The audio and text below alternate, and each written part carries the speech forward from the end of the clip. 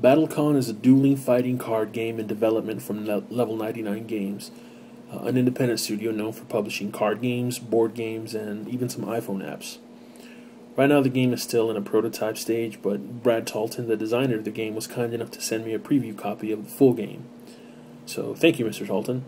In the retail box, you're going to get 12 fighters along with their individual style cards.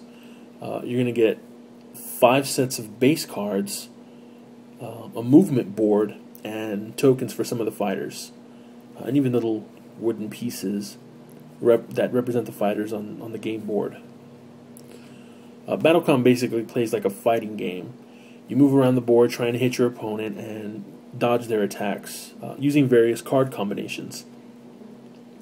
Each match has 2 or 3 duels, kind of like how Street Fighter has best of 3 rounds. So you start each duel with 20 life, and a duel will last around 10 minutes or so. This kind of depends on how fast you are at processing the card combos. Each turn within a duel is called a beat, and you have 15 beats in one duel. The card system used in BattleCON uses combinations of 2 cards to attack.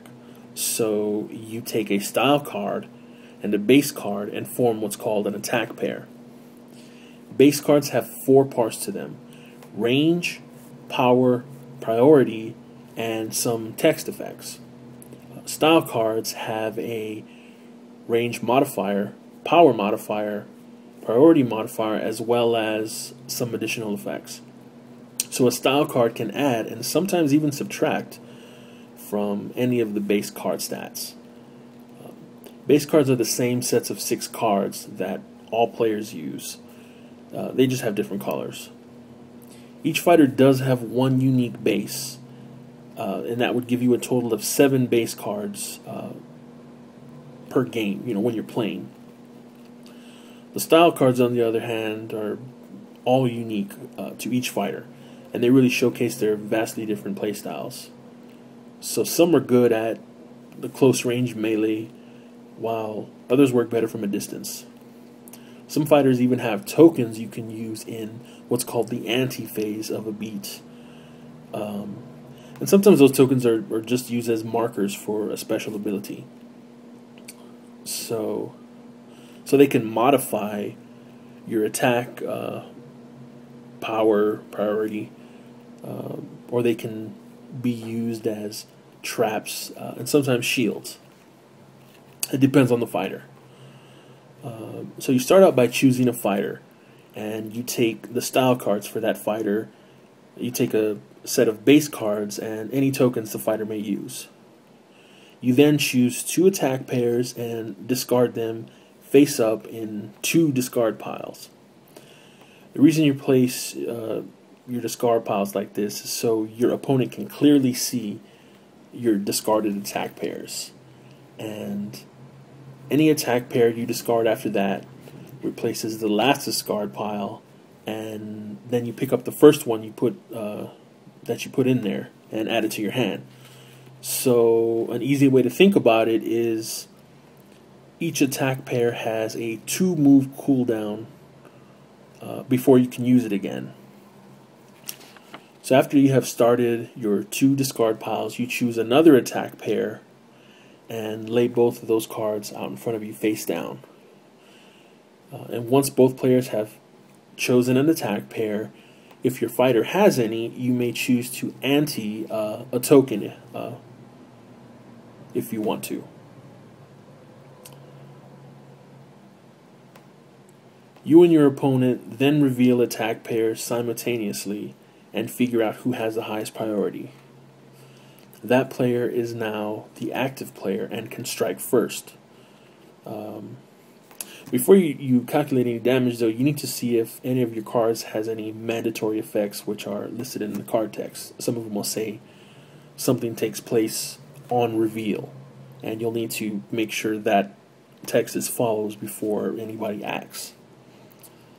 So yeah, some of the effects are passive, and they're just active from when you turn your cards over, and some of them are triggered by specific actions, such as when you land a hit or when you do damage. So the active player then checks their range, and if the opponent is within that range, hit points are dealt to the other player equal to the power of the attack pair. Hit points don't always do damage, though. The defending fighter may have a defense in play called Soak. And what Soak does is it absorbs the listed number of damage.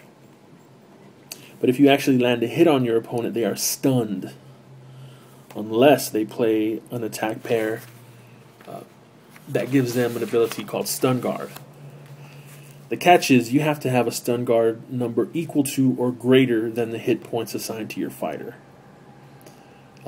If you have Stun Guard, you can counterattack. If you don't, you get hit, you take the damage, and you just continue to the next beat. There are a few more effects and certain token and timing nuances, but for the most part, that's how an average turn will work out. And each turn moves fairly quickly, and duels can end in a heartbeat if someone lands just a few devastating blows. So BattleCon is one of those games where you'll play and you just barely win or just get blown away, and you just want to play one more. I can see this becoming a great tournament game with players sticking with one fighter until they just really master it, and also having characters that they just hate going up against, just like any fighting game.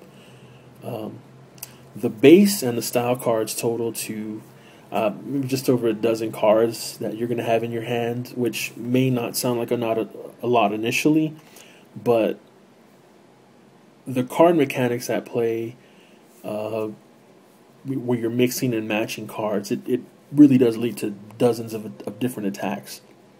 And the lower card number, combined with the fact that you can easily see your opponent's discard pile, really allows you to anticipate their next move and plan accordingly.